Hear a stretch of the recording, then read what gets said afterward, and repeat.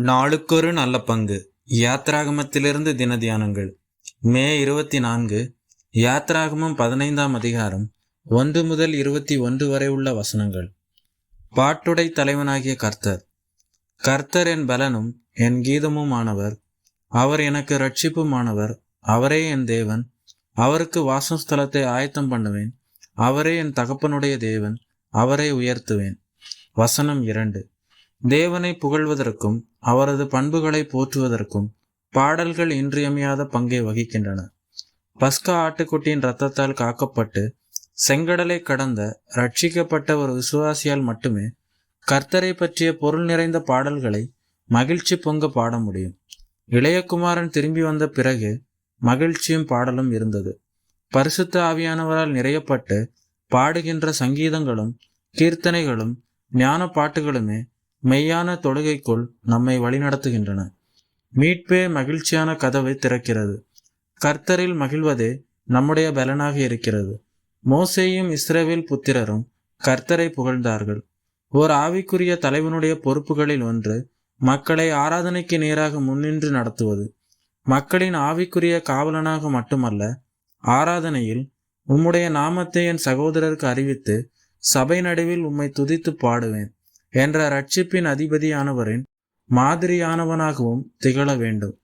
இது குழு பாடலாக இருந்தாலும் என் பலன், என் கீதமுமானவர், என் ரட்சிப்புமானவர் என ஒவ்வொருவருடைய விசுவாசியினுடைய தனிப்பட்ட பங்களிப்புமாகவும் இருக்கிறது.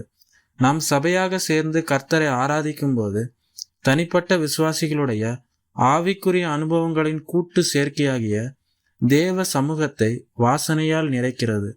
தேவனால் அங்கீகரிக்கப்படுகிற ஒரு ஆராதனைக்கு ஒவ்வொரு விசுவாசியினுடைய அனுபவமும் ஆயத்தமும் அர்ப்பணமும் அவசியமாயிருக்கிறது.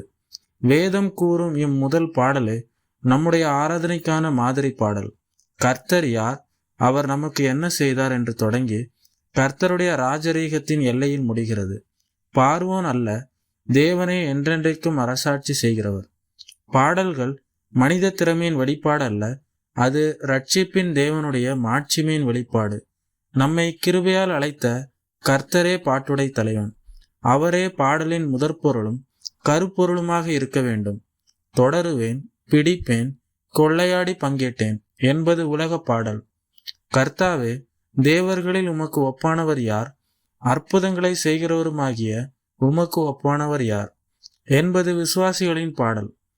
இந்த செங்கடல் வெற்றியின் பாடல் முடிவிலே பரலோகத்தில் பாடவிருக்கும் தேவனுடைய தாசனாகிய மோசேயின் பாட்டும் ஆட்டுக்குட்டியானவரின் பாட்டுக்கும் ஒரு மாபெரும் முன்னடையாளமாக இருக்கிறது. பார்வோனின் வல்லமையை முறியடித்து இஸ்ரவேலரை மீட்ட அதே தேவன் சிலுவையின் மூலமாக சாத்தானின் அதிகாரத்தை அழித்து நமக்கு நித்திய விடுதலை தந்திருக்கிறார். ஆகையால் இன்று நாம் சபையாகவும் தனிப்பட்ட முறையிலும் ஏறெடுக்கும் ஒவ்வொரு துதியும் பரலோக ஆராதனையும் ஒத்திகையாகவே காணப்பட வேண்டும். செங்கடலின் கரையில் மிரியாமும் மற்ற பெண்களும் தம்பூரங்களோடும் ஆனந்த களிப்போடும் கர்த்தரை புகழ்ந்து பாடியது போல நாமும் முழு மனதோடும் உற்சாகத்தோடும் தேவனை துதிக்க அழைக்கப்பட்டுள்ளோம்.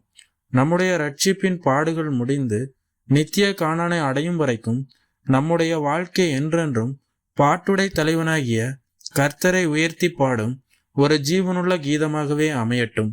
ஆமென்.